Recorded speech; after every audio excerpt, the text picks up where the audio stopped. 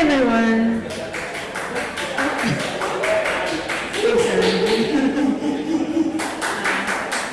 Hopefully you are here for the C2ST Speakeasy. If not, welcome and surprise. So thank you everyone for coming. We do these about once a month, every second Tuesday of the month. And and the Rattler is our new venue. Hope you like it. And thank you so much to the Rattler for hosting us here. Feel free to get food and drinks. Waiters will be around the whole time, so enjoy yourselves. So the Chicago Council on Science and Technology, or C2ST, seeks to enhance the public's understanding and appreciation of science and technology and their impact on society. That is our mission, and we approach this mission by putting out programming such as this all over Chicago to reach different audiences and get people engaged with science. If you'd like to be informed of our upcoming programs, please put your name on the sign-up sheet that Andrea will be passing around. And we will send you periodic emails just telling you what programs we have coming up and where. We also record most of our programming and then put it up on our YouTube channel, C2SC TV. And you'll find little bookmarks on the tables that have the link to that. So you can, if you missed one that you really wanted to see, chances are it's probably on there. And we have years worth of programming on there, so feel free to check it out. If you like what we do and you support our mission, please consider donating at our website on c2st.org/donate. And today we will be using an app, which is just accessible through your browser on your phone, any browser. So if you just put in that email address on there, or that address, you will be able to ask questions while Dr. Murphy is speaking to you. So if you have a question, a pertinent question that you don't want to forget, you can just log in and put it in. And then if you see one that you really like, you can upvote other people's questions. And then at the end, during the Q&A, we'll kind of toggle back and forth between live questions and what people asked on the app. So if you're shy and you don't like standing up and asking questions, you can use this app instead. And then also afterwards, I will turn on an evaluation thing on the same app, where you can go in and evaluate what you thought about the program.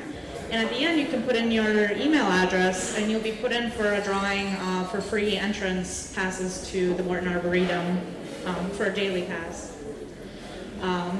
And there'll be 3 coming out, so you'll have however many chances to get one. There's 3 for today's program. Okay, so our speaker tonight is Dr. Brian Murphy.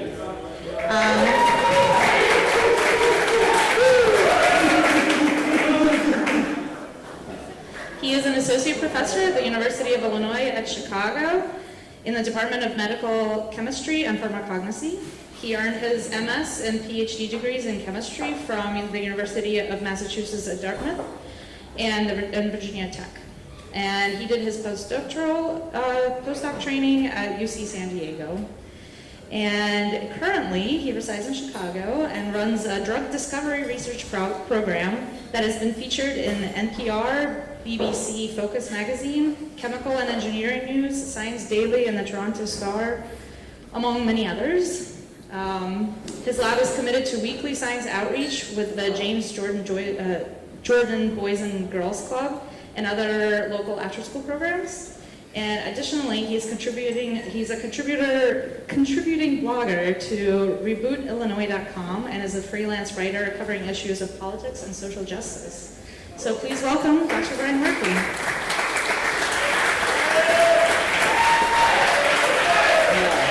Hey, thanks again tonight, everybody. Really appreciate it. I'd like to take you all on a journey today, and it's a little bit of an experiment. Usually for a public lecture, a scientist might come and give like a very broad overview of a field. I'm not going to do that today. I figured we're going to do a little experiment, and I'm going to take you really deep into one of my research projects, and we'll see if I can't keep all of you along with me the whole time. Hopefully I can. But I'm going to give you a brief overview of the concept of antibiotic discovery, the history of antibiotic discovery, and after that, that's when I'm going to dive into one of my research projects that's hopefully going to address a core problem with antibiotic discovery today. How are you guys feeling, by the way? Is everybody okay?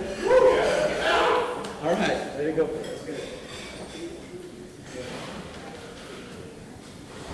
So the title of my talk is Innovating the Front End of the Drug Discovery Process. And a little bit later, I will describe to you what the front end actually means. But as most of you know, we live in an incredibly divided society right now, right?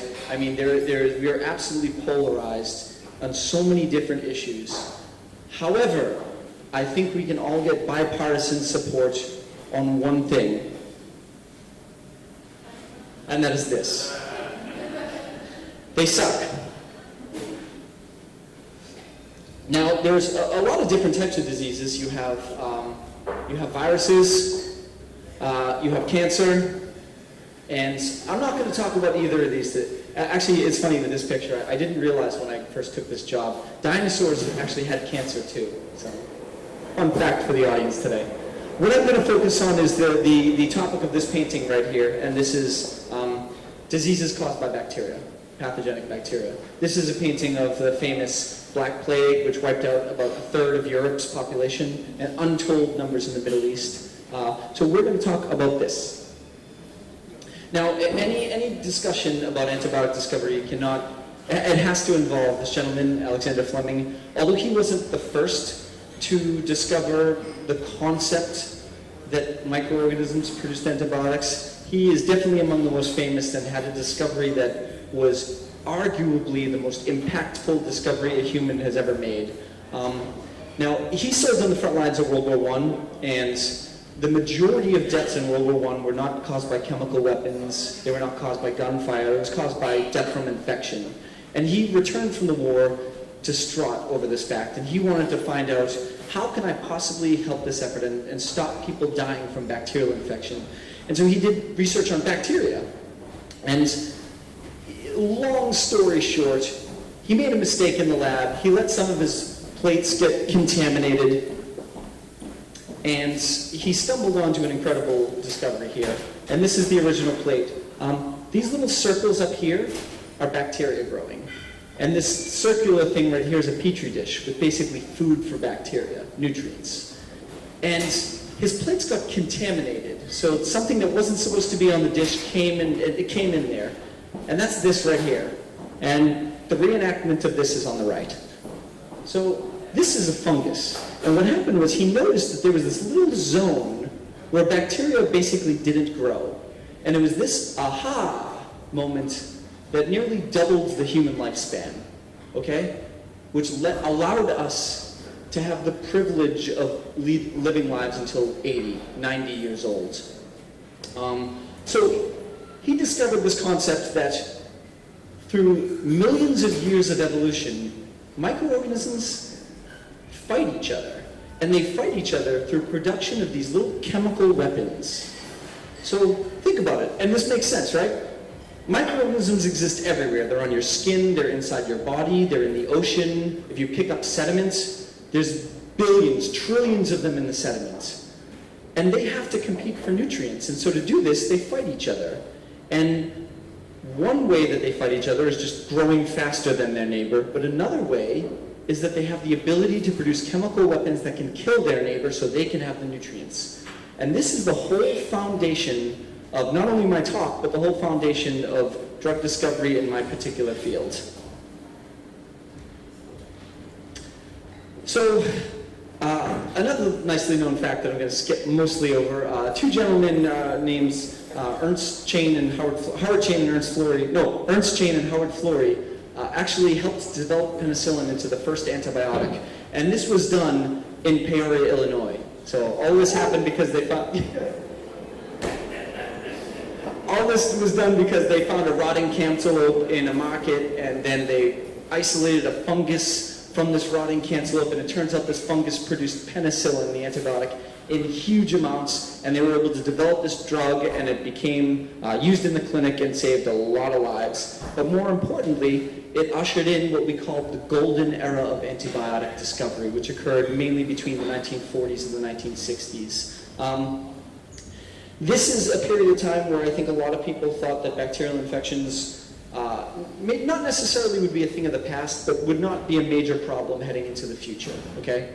So pharma companies like Big Pharma invested billions of dollars every single year, and they scoured the earth for antibiotics. Basically, they were looking in rainforests, they were looking at sediments in all types of soil, from deserts to any kind of environment you can possibly think of, people's backyards. And they would take this soil and they would try their best to isolate as many different types of microorganisms from this sediment and these samples as they possibly could. And this was going to be the foundation of their drug discovery programs. And this led to a lot of different drugs. However, before we go any further, I want to define a topic here. Right? I'm going to be using the word natural product a lot, okay? Natural product basically means chemicals produced by bacteria, okay? The bacteria have to live in an environment, they have to kill their neighbors, they produce these chemical weapons. I'm going to call them natural products. And there's other fancy names for it that you don't really need to know: specialized metabolite, secondary metabolite. Here's just a couple of examples of natural products that I'm sure at some point either you have used or you know someone who has used. You have macrolide type antibiotics. You might have heard the word tylosin or erythromycin. You have tetracycline antibiotics. You have a penicillin derivative, cephalosporin. Okay, these are called beta-lactam antibiotics. You have a couple different classes of peptide antibiotics like daptomycin, vancomycin. And in my field, this is kind of what I study. I study these small molecules, these natural products. To date, approximately 28,000 antibiotics have been isolated, but just to give you an idea of how difficult it is to develop a drug, less than 0.1% of these actually enter the clinic, okay? So, and for a lot of reasons that I won't get into, you know, it's hard to get these things to work in our bodies. It's hard to have these target specifically bacteria and not kill us at the same time. So, drug discovery is very hard. Now I want to introduce a main concept that is the enemy of my talk. All right, this is the antagonist in my talk.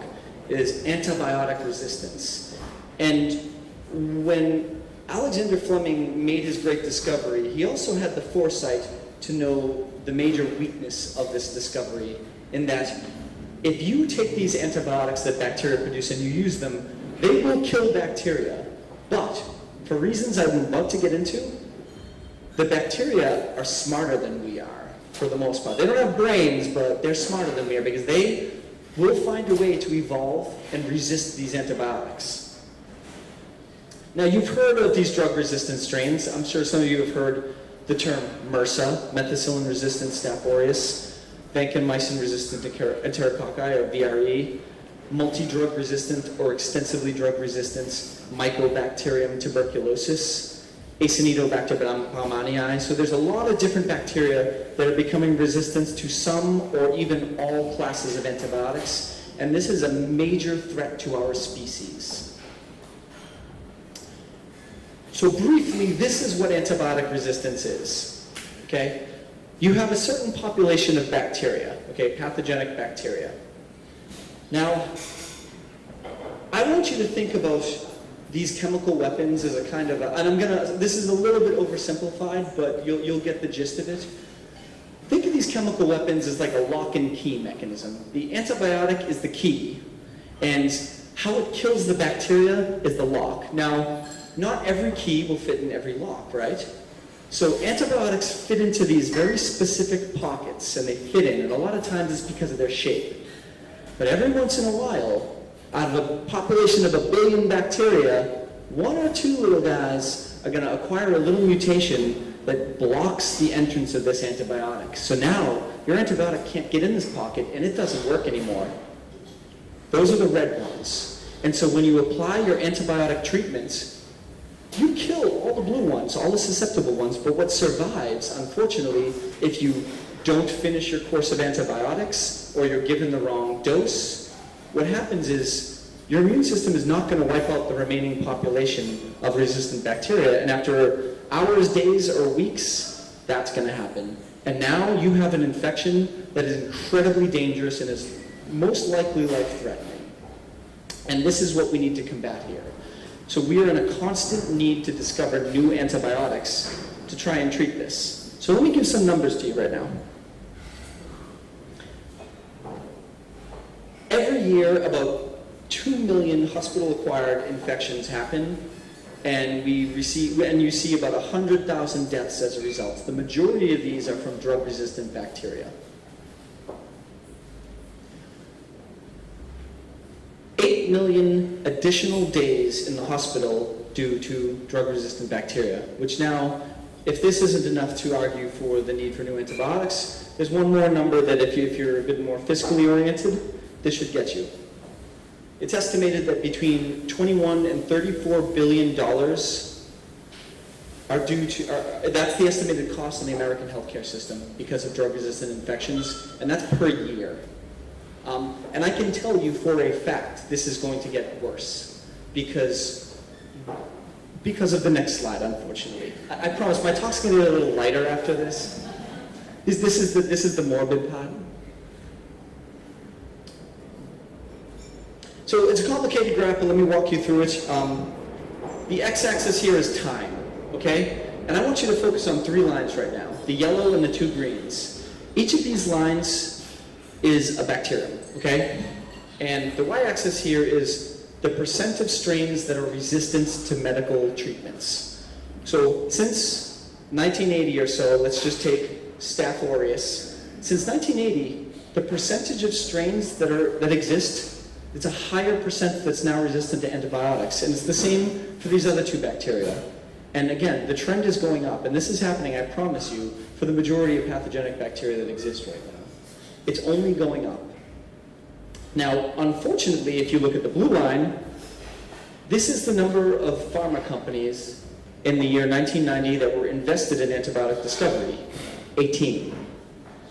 As of 2010, it's about 4, and as of right now, it's arguably 2 to 3. Now, this is not going to be part of my talk, but if anybody wants to talk about this in the Q&A, I would love to. It's a very complex issue. And it's more simple than just drug discovery companies are evil, because they're not. But there's not a whole lot of financial incentive to discover an antibiotic, despite the fact that it's one of the greatest threats facing us today.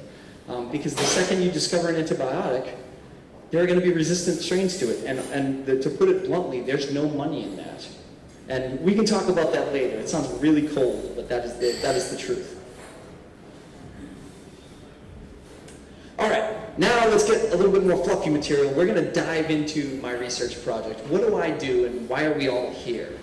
Okay. I'm a drug discovery lab. That's what we do. We go to different parts of the environment. We scuba dive, we go on boat trips, and we collect samples like sediments, algae, seaweed, a bunch of different things. We collect these things from the environment, and it is our job to isolate a whole host of microorganisms that live in there, because we hope that these microorganisms are going to be the source of new antibiotics. Now remember, bacteria fight other bacteria, so they are the best places to look for new weapons that kill the bad bacteria that live in us. Okay, so what we do is we collect samples from the environment, and then we generate these large microbial libraries. And then once we have these large microbial libraries, we extract or take the natural products that they produce, and we're going to take these natural products and test them against a bunch of different diseases, and we hope that these natural products are going to end up killing the diseases we test, right? Most of them don't, but every once in a while, some chemical weapon that one of these bacteria produces actually kills one of the diseases we tested against. And then it is our job to go in and find out exactly what that thing is. And now this is just a very small portion of the drug discovery ladder, because after this, you have to develop the drug, determine if it's toxic to us, put it in the human body, etc. But just know that for us, my laboratory is considered to be the very first rung on the ladder of drug discovery. And this is a very particular type of drug discovery. There's other types of drug discovery that I'm not even discussing today. But for our particular type, we are the first rung. And what I am going to talk about today, and this is where we start to really dive into the science here, we're going to talk about these, basically these first two steps, what I call the front end. Now, what is incredible is that since the discovery of penicillin in 1929, the philosophy that we use to collect samples from the environment and the philosophy that we use to create microbial libraries has virtually not changed. And this is an amazing thing because you have seen incredible revolutions in all of these fields and then some down the road. We have seen amazing advances. But we have seen very few advances in these first two steps, and arguably, these are the most important steps, because without a good library, and without a whole diverse microbial library and chemical diverse library, we don't stand a chance against discovering new drugs. So what my lab is trying to do is improve this process, and that's what I'm going to talk about today. This is Iceland, okay? So we get to go to a whole lot of cool places. One of them is this island, and we've been there 4 or 5 times. We've been all over this island, and it's scuba diving and collecting off of boats, and we've had an amazing time. You didn't get to see it in the pre-slideshow, but there's a lot of stuff going on here. We get to scuba dive for samples. We're going in all different parts of the ocean. This is kind of the fun work. It's a little dangerous, but it's also fun. We get to collect off the boats. We've been on 2 of the largest Iceland Coast Guard's largest vessels, the Eyra and the Thor. We've been swimming between the continental cracks where the Eurasian continent meets the North American continent, where at points you can literally touch both continents at once. That's really cool. And then we take all these samples back to the laboratory. I put laboratory in quotes, which is usually a hotel room or somebody's living room, one of the locals or some van somewhere. And we go and we take these sediment samples that we've collected and we put them on petri dishes, which basically contains food for bacteria. And then bacteria grow on these petri dishes. But before we get to that, I want to throw some numbers at you. Here's a typical collection trip. All right, these are actual sites that we visited in 1 year. We took a van, we drove all around the country, diving at all these sites. Typically go to maybe, on a 2-week expedition, we'll go to 20 different sites, and we'll collect 5 samples per site. What this entails is taking a plastic tube, and I'm under the water. Maybe I scoop sediment up and put the cap on, throw it in a bag, or maybe I take the knife out of my pocket, and I cut a piece of a sponge and I stuff it in the tube. Because remember, in that sediment and in that sponge, there are bacteria all in there. Okay, so we collect these samples, and maybe we get like 5 samples per site. All right, when you put the sample on nutrient media or food, this is what happens. Each one of these is a different bacterial colony. Now this is going to be critical to understanding exactly what we're doing today, okay? Every single one of these is a different bacterial colony, and every single one of these has the potential to produce the next drug. We don't know which one though, and that's kind of the game, right? So we go into this and I say, okay, I need to create a microbial library, and these are my potential candidates here that are going to produce the next drug. So here's a problem. That's orange, that's orange, that's orange, that's orange. They all look the same, right? So here's the trick. They might be the same, okay? Now there's 2 concepts I want to introduce you to. Number 1, the concept of identity, okay? Let's just pretend these bacteria are people, okay? They might have the same name, Jeff and Jeff and Jeff and Jeff. And then this yellow one is Sally and this yellow one is Sally, okay? They might have the same name. However, sometimes they are the same person, identical person, and they carry the same weapon. But sometimes they have the same name, but they carry completely different weapons. Now, here's the trick, and this is the big problem, and this is why there have been relatively few innovations in this area. There is no way to tell by looking at it. Absolutely no way. You cannot tell if these 2 names are Jeff, and you cannot tell what weapons they have just by looking at it. Yet, despite that fact, since the 1930s, people have just used their eyeball to create libraries, for the most part. Well, today I want to present to you a project that we have in our lab that is going to try to advance that topic a little bit. So let's throw some numbers at you. Ready? There's about 20 to 100 colonies on each plate. But we don't put a sample on just one plate. We actually put a sample on about 6 plates. Because it turns out if you give the sediments different types of food, different bacteria will grow. So this increases our chances of actually discovering new types of bacteria. So for every one environmental sample, we'll have about 6 different media types. Cool. Except we don't have one environmental sample, we have about 80. Now this poses a large problem. Because now for every single one of these pixels, there's about 20 to greater than 100 colonies for every single one of these squares. Now, I'm not a pharmaceutical company, and the majority of people who try to discover drugs are not either. I don't have millions and millions of dollars to do this. If you gave me 10 people and $10 million, sure. I'm going to go through every single one of these colonies and try to discover a drug, but I can't do that. So I need to be selective about what I pick. So anywhere between 12 to 60,000 colonies that you're seeing right here. And when you pick the colonies, you literally, it's as easy as taking a toothpick, stabbing the colony, and putting it on a fresh plate. And now you have an individual bacterial strain on that plate. And here's a bunch of individual bacterial strains right here. So from every one sample, you can have roughly 25 bacteria. And just to give some made-up numbers, from one collection trip, I can get about 3,000 isolates, right, with my personnel currently. And that's only if I pick 5 to 25% of the colonies that exist on the plates. That means I'm not even touching 3/4 of the colonies that exist on my plates. And not only that, the ones that I did pick, I totally guessed. Sleep tight.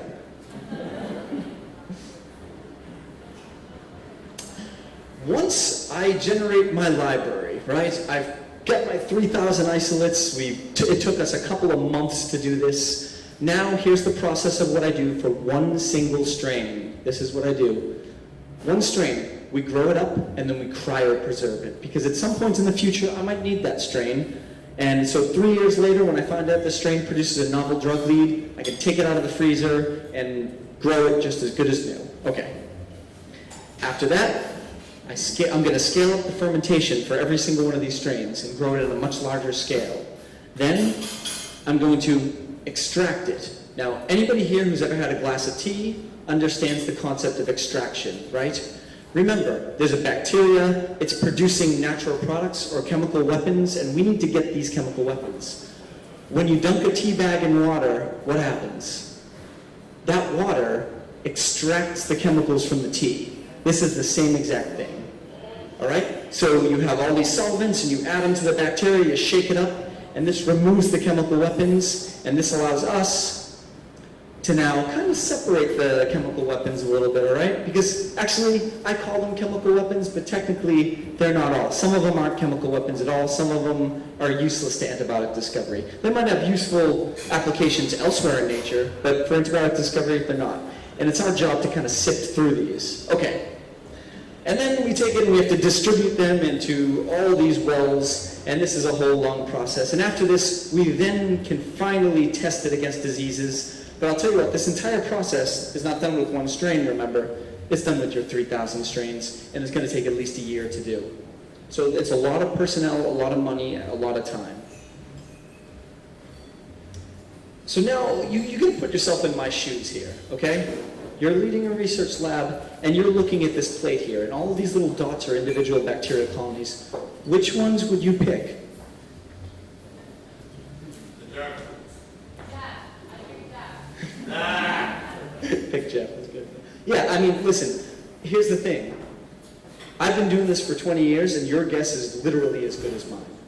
And that's it.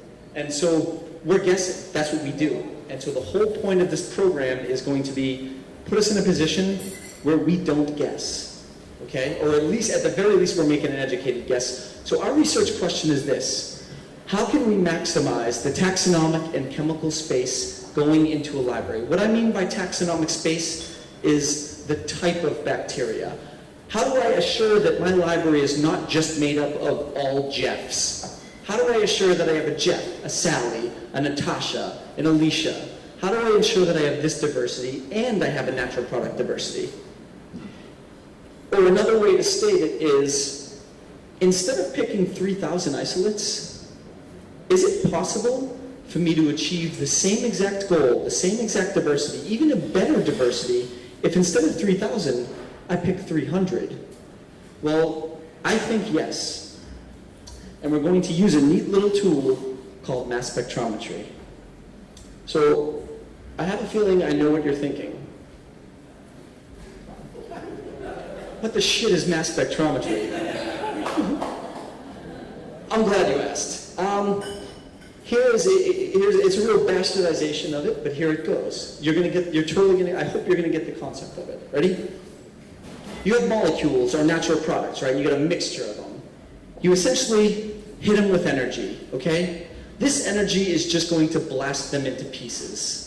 But like good detectives, you can take these pieces, and these pieces you can be able to put them back together and figure out what they are. Now, picture you throw a baseball at a window, right? That window shatters into different pieces. If you throw a baseball at that same window 10 times, unfortunately it's probably going to shatter in different ways every single time. That would be useless to us. The beauty of natural products and the beauty of chemistry is that when we hit them with a specific type of energy from a specific type of source, they break the same every single time. So if I use a specific instrument to hit it with energy and break it apart, somebody in Riyadh, Saudi Arabia can do the same thing and acquire the same exact fingerprints. And now we can compare our results. And so that's essentially what we're going to do. Here's an example of a natural product antibiotic. It's isoquinocycline B. You hit it with energy and it has characteristic fragments. Maybe a glycoside breaks off, or maybe this bicyclic part breaks off. But whatever happens, it creates a fingerprint that you can use to track it. Okay, and this is the basis of what I'm about to talk to you about today. So, another fancy name, Molotov MS analysis. Forget about the Molotov, doesn't matter. MS means mass spectrometry. That's the instrument we use. And the way that we prepare our samples is simple. You take a toothpick, you dab it on the colony, you rub it on the steel plate, add a bunch of stuff you don't have to worry about, and you put it in the instrument, and this takes a couple of minutes. Okay? Now, we are very fortunate to have the person who it would not be possible to do this project at all, who is in the room today, Laura Sanchez. Dr. Laura Sanchez. Clearly a new hire in our department, and this is, one thing you've got to know about science is that there is no one lab that does everything. Science is a collaboration. It is teamwork between multiple people, and even between me and Laura, we'll be the first to tell you that it's the students who do everything, and it's them who are the geniuses, and we kind of make sure that they're on the right path. But here's the fancy little instrument that she's probably going to rip me apart for later after I explain it. You put the plate here, you hit it with energy, all the natural products that are there, they enter into the instrument. Forget about what happens in there, it doesn't matter. They create a fingerprint right there, okay? So for every single microbial colony that you see, every single one, we're going to create 2 different fingerprints, okay? Fingerprint number 1 is the type of bacteria, all right? Fingerprint number 1, which looks at the protein region, is going to tell us, are you Jeff? Are you Sally? You know? Are you Chuck? That's what fingerprint 1 is going to tell us. Fingerprint 2 is going to tell us what types of weapons can this thing produce. Those are the 2 fingerprints I'm going to talk about moving forward. Now, for any computer nerds in the room, there is a little bit of something for you today. A major challenge that we face is data processing. This becomes a huge bottleneck, and quite lucky for me because I'm not computer illiterate, but I'm like quasi-computer illiterate. I have an incredibly talented graduate student, Chase Clark, who does the majority of the computer programming and bioinformatics work in our lab, and who's not pictured here, because I took the slide out, is Sophia Costa, who is an incredibly talented microbiologist, and these two are like the A-team of this project. So what Chase does is he does a lot of coding in R, okay? It's a programming language. You know as much as I do about it. Great. Okay, so this R coding is gonna it's a way for us to dig through our data and get what we want. Because we're gonna be generating piles of data, and we need to be able to selectively pick out the things that we want to see. And then we use this program called 9, which is basically like, it facilitates data automation. There's R coding in every single one of these blocks, and it's designed to drag your files in and all your data. You hit play, and then you receive an output. And you can drag and drop these blocks like an idiot like me can just put it whatever way I want it, and then you can get your data back. And then we use Gephi, which is basically this visualization software. And I'm going to be showing you these visualization plots. Essentially what Gephi allows us to do is view similarities between data sets. So if I have fingerprint A and fingerprint B, I want to see how similar they are. And so Gephi is going to help me communicate that data. Those data, sorry. Data's plural. Okay, here's a real quick example. We have two different bacterial strains. The name is the same. They're both Jeff. That's Jeff, and that's Jeff. They are identical. So I'm going to show you something real cool. So here's their fingerprints. What we try to do, compare the differences and similarities between these fingerprints, and you have each of these is just one contribution to the different fingerprint, okay? So we're going to dive right into it. Here's a network. The yellow circle is one bacterial strain. This yellow circle is another bacterial strain. Every single one of these black dots is one of the lines on the fingerprint. Now what's really cool about this is you don't have to dig too much into the details. What this shows you is how many parts of the fingerprint are shared between the two, and how many different parts are unique. And so if I can fast forward through all the data analysis, what we can tell you is that one colony has an incredible amount of unique natural products or chemical weapons. So here's the plipostatins. There's a number of different nodes in the fingerprint that encode for these cyclic antibiotics. More so, these blue triangles are the surfactant antibiotics, a whole other class of peptide antibiotics. And this one strain produces all of these, whereas this other strain doesn't. So if I'm making a decision of what I want to add to a drug discovery library, this is easy. I'm picking the one on the right, and I can throw away the one on the left. I just saved myself some effort. Instead of just trying to guess between the two strains, I can now make an informed decision. Not only that, I can do it in an incredibly short period of time. And this is about 30 minutes from sample prep all the way to data processing. Now I'm going to close with a real world example of how we actually want to use this. This is a really cool citizen science project that I have working in my lab right now. We contact other divers across the Great Lakes. They scuba dive off of shipwrecks. They collect sponges. This project was started by another person in the audience, Dr. Michael Maloney. He contacted a whole lot of dive centers across the Midwest and got an amazing response, and as a result, this is the current dissertation project of one of my students, Chase. So we get about 50 sponge samples that grow off of different pieces of wood or different rocks, and these guys put them in tubes and they mail them to us, and then we process them in the lab, okay? And so for 19 collections locations, we got 50 sponge samples, and I just took a subsample of these. We took about 700 different bacteria that we randomly collected from these sponge samples. Now, it is our job to create a library, so remember at all times, this is our question. What bacteria would you pick to add to your library? So now, we're going to use my method. Instead of using our eyeballs, which are stupid, we're going to use our method. Okay, here's the method. We've got our plate, but we don't have one plate, we have a ton of plates. So we take a ton of plates, and we just take a toothpick and just take it the whole day and pick every single colony and smear it on the plate, put it in the instrument, and for every single one of those colonies that you see on this plate and all the other plates, after a really long day or two of work, we generate our 2 fingerprints. Number 1, who are you? Number 2, what weapons do you have? And all of this can be done we can analyze about 384 strains in approximately 4 hours.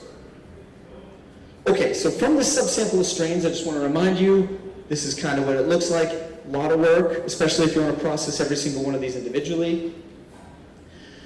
If you were to take only the weapon's fingerprint, this is what it would look like. So you combine all the chemical weapons from every single one of the 750 bacteria that you see. This is what it looks like. And this is such an important point that I want to stress here.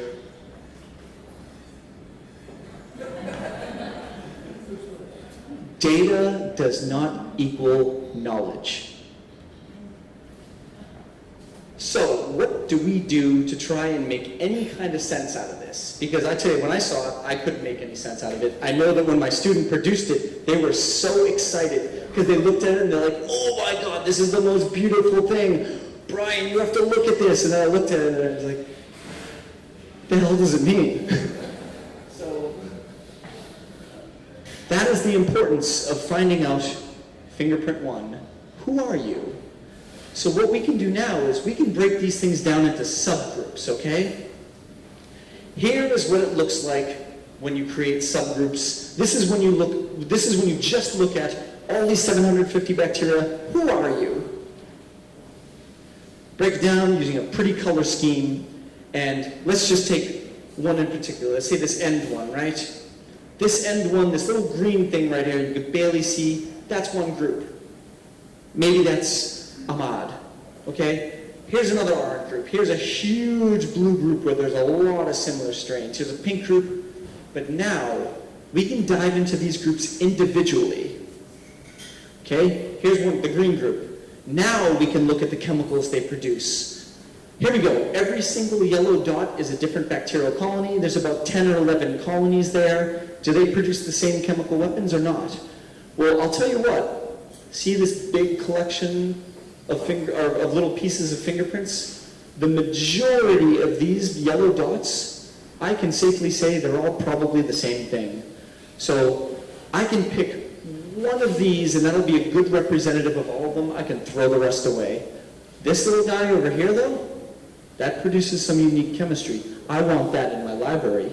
And you can see where this is going. You can pick every single group and kind of make this analysis. I can look and say, well, actually from this group of people who are all, Jared, it actually looks like there's quite a lot of natural product diversity in here. So I'm going to pick more strains and add this to my library.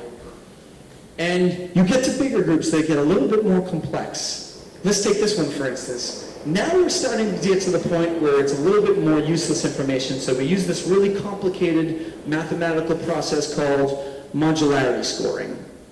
What modularity scoring allows us to do is to take groups and then further break them down into even more groups. And so that's what you see here. So now, remember, my job right now is to create a library, right? If I sat here and tried to analyze every single one of these, I would never get anything done. There are thousands of strains. So what I want to do is make really quick decisions. So now I say, okay, here's a green area. I'm going to pick 2 of those. That is clearly an outlier in the group. I'm picking that and adding that to my library. Here's maybe 1 or 2 outliers here in the black. I'm going to pick 1 or 2 of these purple. What this method does is it allows us to make rapid decisions that are informed. And this is, we think, a pretty great leap forward in how we create libraries for drug discovery. And just another example there. So to close out my talk, from one plate, we can really tease apart both the type of bacteria and the chemistry that happens on one plate using our method, and we can come to an informed decision in about 30 minutes. If we're talking about a whole collection trip, which usually takes, a couple months to process, we think we can do it process the data in 1 week to really make decisions, probably a couple weeks, which is, we think, a big improvement. And so just to kind of bring us back to the beginning, this is the pipeline of drug discovery right here, part of the pipeline to drug discovery. It goes way over there. So, sample collection and library generation are arguably the most important steps, because if you screw these two up, none of this other stuff matters. If you have no chemical diversity in your library, what good is it if you test your stuff against TB or against resistant staph? So we want to change the way that people add strains to your library. We want to change the way that people think about how chemistry is added to these libraries. So, my takeaway points for my final slide.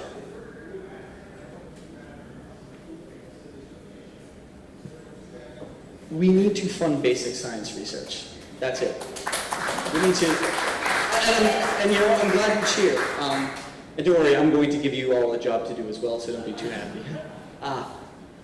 We came under threat recently, and we've been under threat for a while now, but you know, the current administration proposed a budget that wanted to cut funding from the NIH. Luckily, there was bipartisan support from Democrats, from Republicans. Amazingly, they came together and said no. Probably because it's their lives on the line, because we're all going to get at some point require an infection, all of us. And they realize this, and we need to find drugs for these infections. So to do this, here's another important point, we need to fail. I know you may be surprised by that. We need to fail. You can't, it's like asking, think about asking somebody to take like a full court basketball shot and asking them to like hit it on their first try. Impossible. You need to fund strength training, you need to fund gym time, you need to fund basketballs, right? You gotta fund somebody to go in there and teach the person how to shoot. You have to fund all of this stuff, and there's gonna be so many failures before they can go in and maybe hit a full court shot, maybe. That's basic science research. We wouldn't have MRIs if it wasn't for two physicists going in there and playing with a giant magnet for absolutely no reason. That development led to MRIs, and that's pretty helpful to us now. So we need to do this. Second thing we need to do, and all of you are doing this right now, so actually I thank you for that. Fight scientific illiteracy, because it's everywhere. It's on the left, it's on the right, it's in the middle. Every political party is scientifically illiterate. And we have several family members, for all of us, are scientifically illiterate. So I thank you for being here, and I need you to be the person who figures out how to not be condescending when you're trying to talk about something. How do you learn from the person across the table? If somebody who's a Flat Earth Society member approached you, what would you say to them? Would you just degrade them? I mean, do you think that they would... Off the record. No, you want to communicate with them, because they're never going to believe you if you just sit there and act superior. How do you communicate to another human being who disagrees with you? And finally, please hold your representatives accountable. Do not vote for somebody who is scientifically illiterate. Don't give them a pass. Stop giving them a pass on this. Make sure they believe in certain scientific principles that you believe in, or that have been proven true to you. I hate the word believe, but call them. Express your opinion to them. They work for you. And finally, thank you to especially Laura, Michael, who's a student who graduated in my lab, now is at Northwestern. Like I said, without Laura in her lab, this wouldn't be possible. And all the people who did the work, like Chase and Sophia, these guys are like, man, they're the best. And I'll take any questions. Thank you.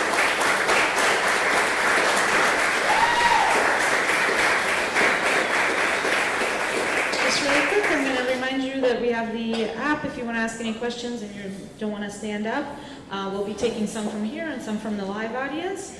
Also, at the end, we will open up an evaluation for this. So if you want to tell Brian how awesome he did or how crappy he did, you would do that here, and it's anonymous.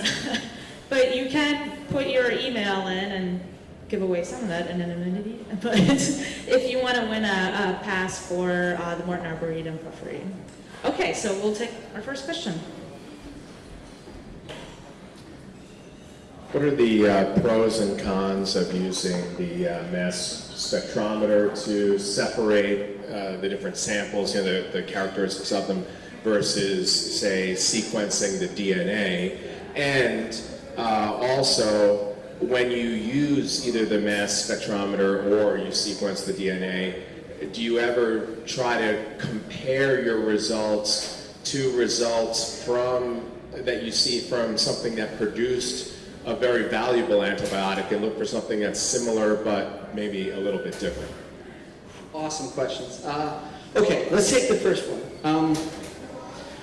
DNA sequencing, everybody. So this is not the first time that people have tried to identify who a bacteria is, like Jeff or Newton, all right? This isn't the first time. People have been able to do this before, but they use different techniques. So the technique that people use that is very commonly used today is called DNA sequencing. They sequence a certain part of the bacteria, and this certain part of the bacteria is a nice little fingerprint. Now, the advantage from mass spec over that type of DNA sequencing is that it is much shorter. It's much quicker to do. So that type of sequencing takes a particular type of expertise. You take the bacterium, you have to, how am I going to do that? All right, I'm going to give you a non-technical answer. You take the bacterium and you have to do 3 or 4 steps that might take a couple days or a day, and this includes like sending your sample off elsewhere, usually off campus or to another lab to be sequenced. Then you get the data back, you have to analyze it. The advantage of this is that it's semi-automated and can be operated by people who are not experts in mass spectrometry. And it can be done in absolutely a fraction of the time. Disadvantage. Without getting too technical, if we want, okay. Remember there was fingerprint 1? We tell if it's, we tell if the bacterium name is Roy or Emily.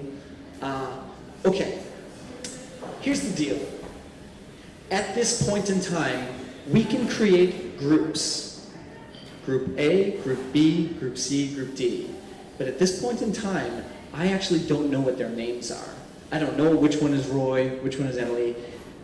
Sometimes, if there is a very common name out there like Mike, that's a really common name, I can identify Mike because I've made a little database that I can take one of these and query it against the database and say, aha, fingerprint match, this is Mike.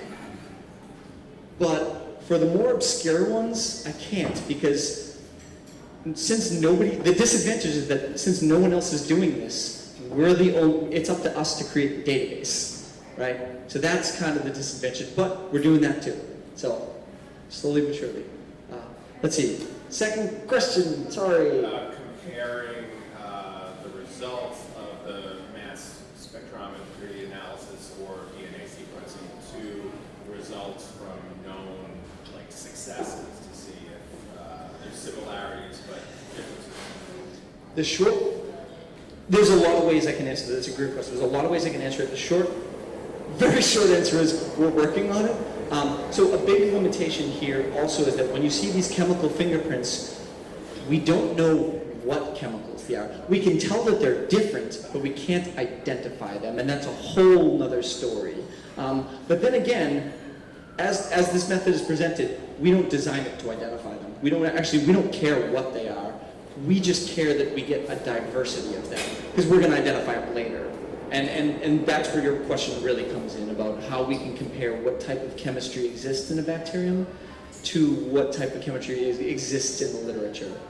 Yeah, good question.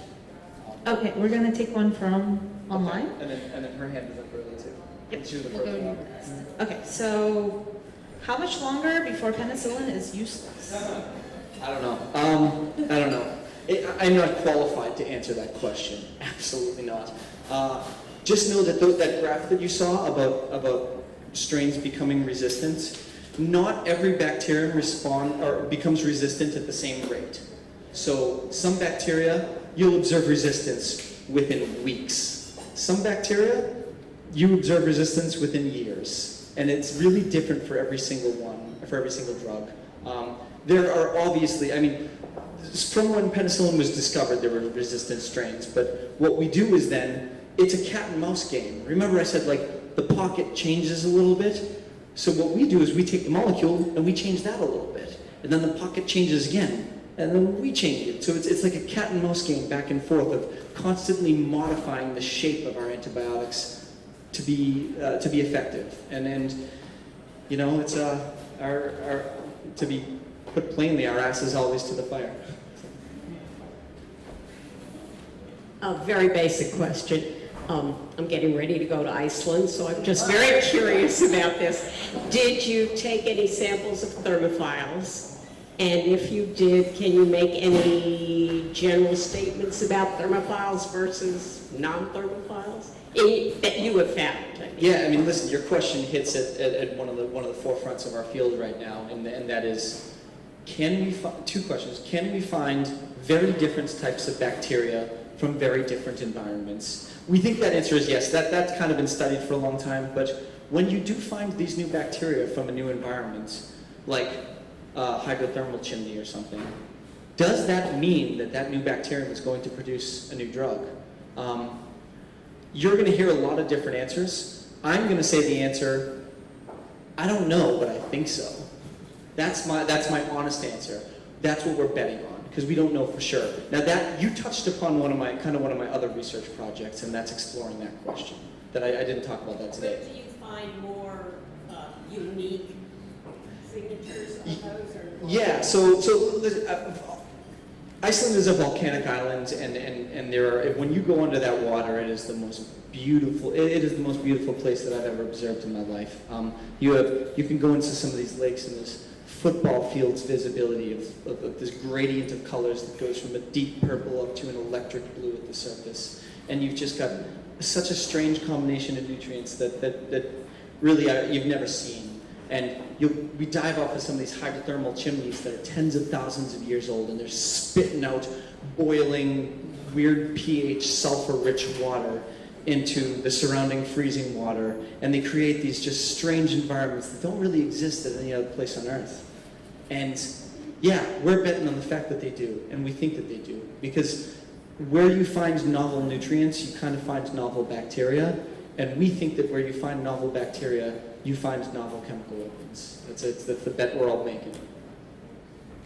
Okay, second question from online. How can we slow down drug resistance? Yeah. Well, first of all, you consult your MD, PhD physician, because they'll tell you. But I'm going to try to be the megaphone for them. Do not overprescribe antibiotics. When you use antibiotics, and you shouldn't use them, that's when you can create drug-resistant strains. Finish your antibiotic treatment. Some people, if you think back to that one figure I had about where I taught you about resistance, imagine if you took like 90% of your antibiotic treatment, but didn't kill that last little bit, and that last little bit survives and then becomes a real big problem for you. Finish your antibiotic treatments.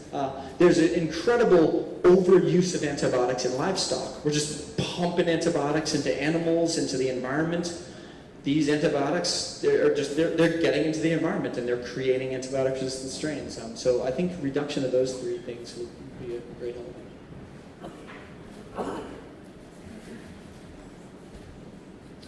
Is there an example of an antibiotic that came out of a marine microbe to date? Yeah, there's some cool, I'll tell you, there's actually, I can tell some really cool stories of anti-cancer agents that came out of the environment. There's this one really cool molecule, it's not in the clinic, so if you'll allow me, anti-cancer, So there's a couple ones there was one isolated from a marine sponge, and there was another isolated from a tunicate. So these are different types of animals under the water. And in one of them, it's such a cool story. The thing was discovered back in 1960 when somebody was scuba diving. They picked up a sponge, but it took them another 10 years to identify what the structure was, because they didn't have modern instrumentation. So it took 10 years to identify the structure, and once they identified the structure and made it into a lead, they then, there was a supply issue, because then you had guys trying to go into the ocean, lifting up tons of sponges, killing the environment. And so then a synthetic chemist is basically somebody who plays with Legos, right? They look at the structure and they say, okay, I'm going to build that from scratch in the laboratory without having to collect the sponge. So then a synthetic chemist came in and they kind of built the molecule, and then the government came in and they funded some of it. And so it was an incredible example of a partnership between academia, government, and private industry who came in and eventually commercialized it. to come to make this antibiotic. I think it was Yondelis. I think it was Yondelis. Yeah. Or it's either Yondelis or the other one that's escaping my mind right now. But yeah, that's a cool example. How does one join the collection scuba team? No. Yeah, my students have that same question. I do take them on collection trips sometimes, but for citizen scientists, well, come and see me after and I can talk to you. But we do have collection kits available, and we will mail them out to anybody who wants one. We'll make sure that you have the appropriate permits to collect from where you want to collect. But for the most part, it's when people are just diving for fun. If they see something and they're in an area where they can't collect, they can, we would love to talk to them and partner with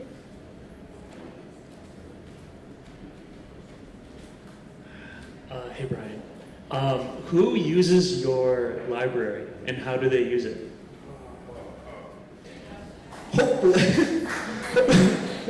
Hopefully everybody in another year.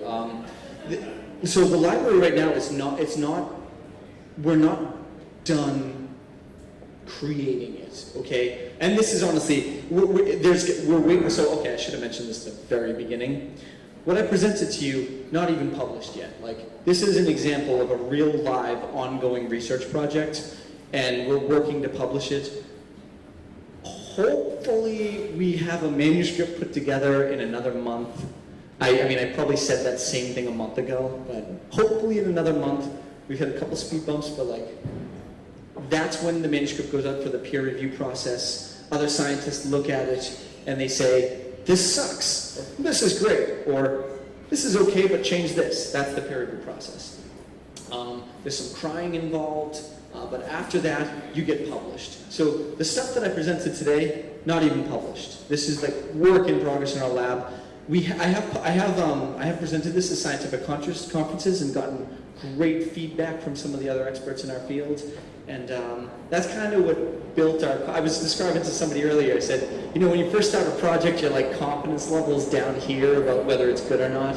And then you slowly start to present the project. And then the more times that somebody doesn't tell you you're a complete idiot, the more your confidence slowly builds up. And it's we're getting there. I feel pretty confident about this project right here. So to answer your question, my good there, when we gear up to publish this, we're going to publish the library that we have as well. And the library is it will never be finished, and it is always a work in progress. But we're gearing up to make significant additions to the library, and there will be, when we do publish it, will be by far the world's largest library of this kind.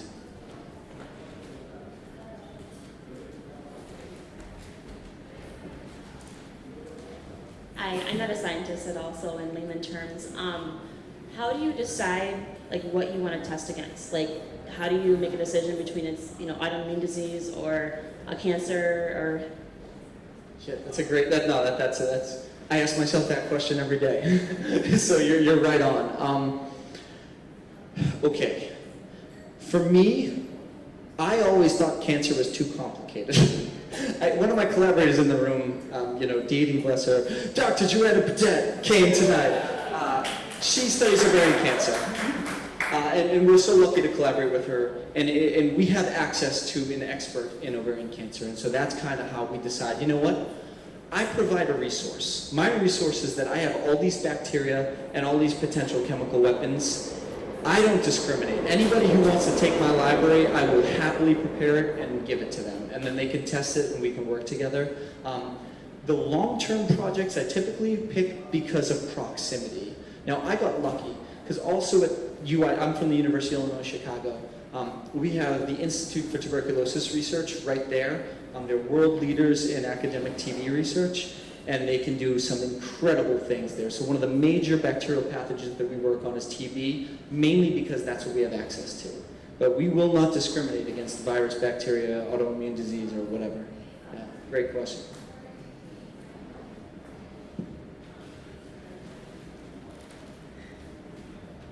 Okay, so if you compare your library and the already existing library, what's the overlap? Okay, this gets complicated. Okay, so technically there is no existing library, right? If we're talking about fingerprint number 2, there's definitely no existing library. Fingerprint number 1, there are groups who have, there's not a public database available. There is a commercial database available, right? Now, what I did not have time to go into is this whole concept of fingerprint 1, this has been done before. We're not the first people to do fingerprint 1. We are going to be the first people to do fingerprint 2 and combine the two. Fingerprint 1 is actually used in some hospitals. So some companies are like Bruker. They have a Bruker biotyper, or BioMaru, it's a French company. They actually have databases. However, as you can guess, their database only contains human pathogens. That's it. And so when I go out to the environment and I scoop out sediments and start to isolate bacteria, thankfully to everybody in this room, I'm not scooping out a ton of human pathogens. They're all different types of bacteria, but they're environmental bacteria. So there's not a whole lot of overlap between those two. And so we're kind of creating a resource that's going to be able to be used by everybody. And we're making everything freely available online. You know, the software, the coding, the database, everything's going to be freely available, so anybody can use it.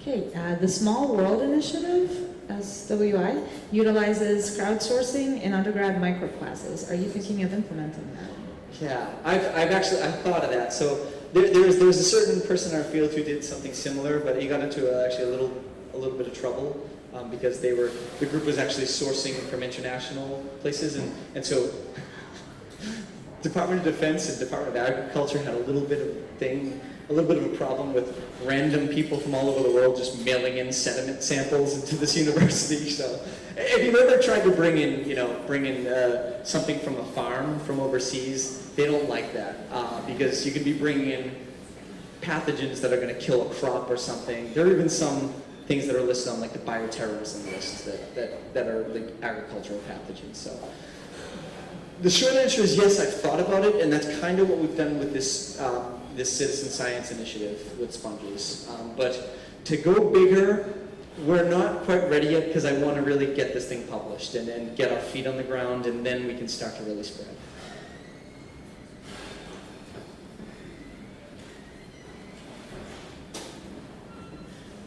Hey, so how does someone apply your library? Like, you release it to the public, you put it out into the world.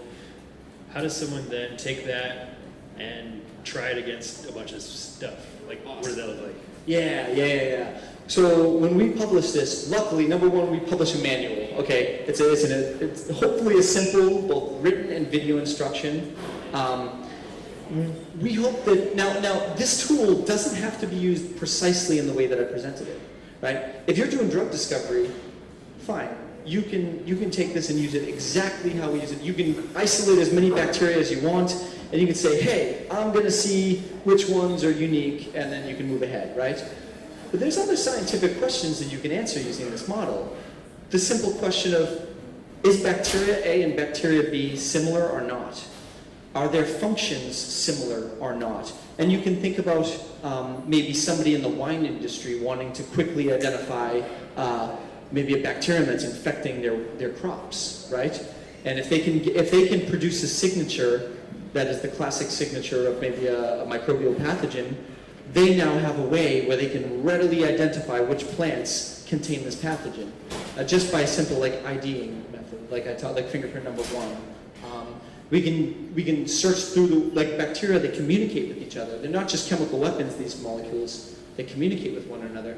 You can kind of see differences in communication if you know what you're doing. You have to be an expert in the field, but you can see different ways that things communicate with another, and you can use this method to kind of see how bacteria might behave in an environment. And that there's actually a lot more that goes into that. Half of what I just said was true, half is not, sort of. So we'll take one more question. You're probably getting sore from talking for an hour and a half. Anyone here? First of all, great talk. This might be a little technical, but you're doing proteomics. That's your first cut. That's a temporal representation of genetic information. So are there concerns that you're kind of hitting it at different times and getting different readouts? Yeah. Okay. I'm going to see if I can nail everybody with this answer right here. All right. Yeah. Okay, so bacteria, think of it this way. There's a certain life cycle of a bacterium, okay? It's born, and at different cycles of its life, it behaves differently, okay? So now, there's two ways to look at this. Number one, the who am I? So to answer your question about proteomics, what we have found is, over the course of a few weeks, that who am I changes very slightly, very slightly. And that's because, I'm going to give both answers, so don't freak out. That's because the majority of the signatures that we see from these bacteria are ribosomal proteins. The majority of the cell mass is ribosomal proteins and not your other proteins. Ribosomal proteins are basically these incredibly conserved parts of the bacterium that take millions of years to even change. So over the course of a couple weeks, whether we signature a bacterium at the beginning or at the end of its life cycle, its name does not change. Jeff, Jeff, Jeff, Jeff, Jeff. However, interestingly, and this poses a slight challenge to us, we've overcome it, but fingerprint number 2, the chemical weapons, that we have no idea how to predict. Because if you look at its signature on day 1 versus day 2, day 3, day 4, that signature can change. That's why it is so important to standardize exactly when we pick the colonies and how long they've been growing for. So when we're dealing with these thousands of colonies, we don't want to do it over a course of a bunch of weeks. We want to do it and sit down and do a marathon and pick them all, grow them all, analyze them all on very similar time points. So that awesome question. And so since that was the last question, I just want to, I want to thank everybody for being here. And you right now are helping fight scientific illiteracy by taking time out of your personal schedule to learn. And to that, I am in debt to you. So please spread the knowledge and be proactive in your lives. So thank you.